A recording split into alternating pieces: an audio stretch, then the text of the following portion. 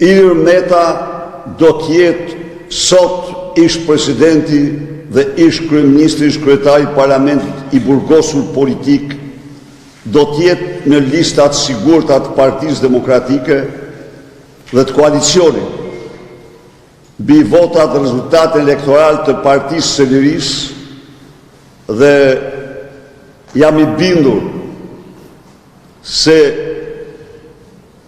prania e tij në lista është një nxitje e madhe për të gjithë shqiptarët që besojnë se një Shqipëri e lirë nuk ekziston me të burgosur politik, dhe që vlerësojnë dhe kontributin e tij 30 vjeçar në politikë. Do e pranoni kërkesën e tij për të kandiduar në tjerë?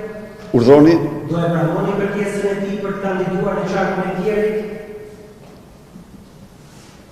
Po janë të tjerë që po merren me negociata, por unë mund të konfirmoj ju se ai do jetë në listë të mbyllur dhe nuk mund të ketë, mendoj, përderisa të ekzistojë kjo listë, asnjë koment. Një njeri i burgosur që Edi Rama e man në burg për shkak të frikës dhe të merrit që ka.